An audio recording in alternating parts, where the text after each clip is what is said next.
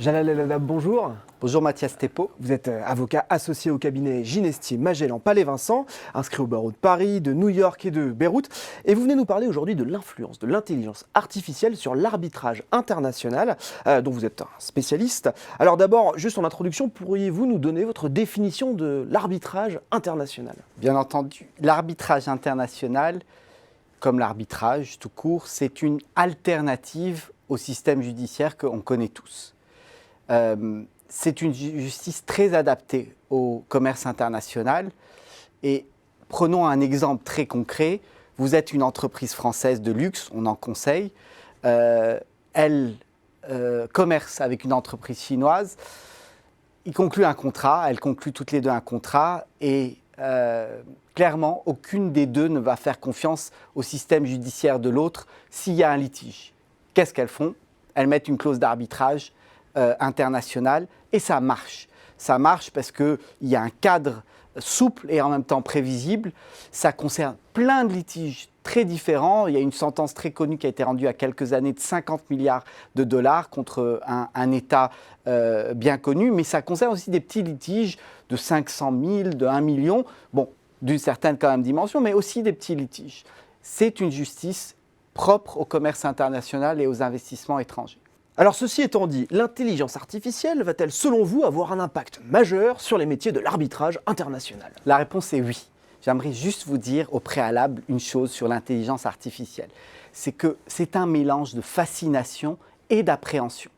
Quand vous demandez, une étude de BCG récente l'a montré, aux gens qu'est-ce que c'est que l'intelligence artificielle, ils vous répondent pour les 3 quarts, je sais. Et quand vous creusez un petit peu, il n'y a plus qu'un quart qui vous dit exactement ce que c'est.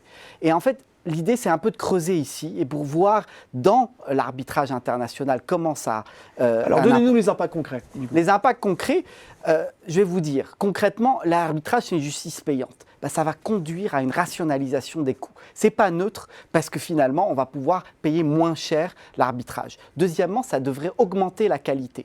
Tout simplement parce que dans l'arbitrage, on utilise une quantité énorme de données, de sources comparées, de sources internationales, et ça devrait aboutir à une justice de meilleure qualité.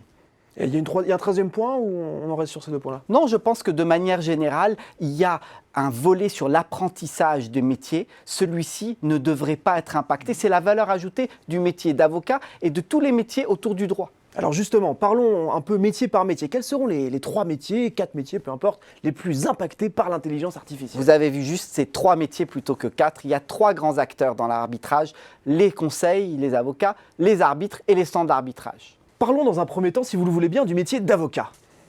Ça tombe bien, c'est celui que je connais le mieux. Il y a 4 aspects que je vois d'évolution. Le premier, c'est dans l'analyse des données. Je vous disais, beaucoup de données. Eh bien, avec les outils de justice prédictive, on devrait pouvoir mieux évaluer les chances de succès. Ça devrait aller plus vite et on devrait être plus précis.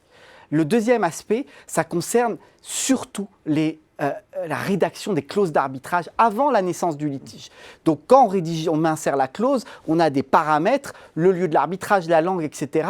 En fonction du profil des parties, on va pouvoir mettre la bonne clause d'arbitrage. Le troisième aspect, c'est également une question de coût.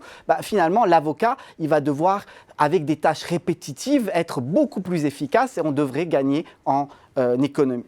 Et le dernier aspect est plus neutre.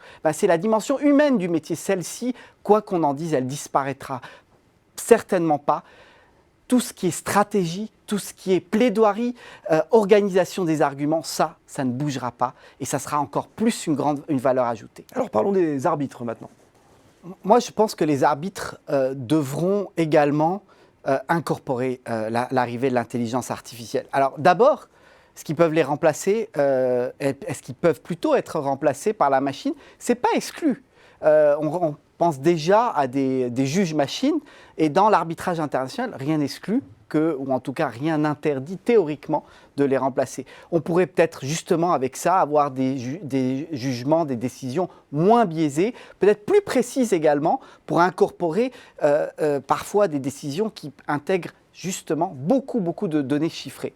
Par contre, il faut faire attention parce que pour qu'une décision soit acceptée, il faut un bon raisonnement. Le problème, c'est que l'intelligence artificielle, elle donne un résultat brut sans expliquer le raisonnement. Et donc, est-ce que, un peu comme pour les agences de notation, on peut avoir une donnée brute, une notation sans avoir l'explication? Pas sûr. Et alors les centres d'arbitrage maintenant? Les centres d'arbitrage, c'est des acteurs très importants, ils encadrent la procédure. Et il y en a déjà qui proposent le tout électronique, d'électroniser toute la procédure. Alors, il y a un métier des centres d'arbitrage qui est celui du choix de l'arbitre. Ça peut être rationalisé, on peut aller droit au but avec justement plein de données sur la disponibilité, la nationalité, la compétence de l'arbitre.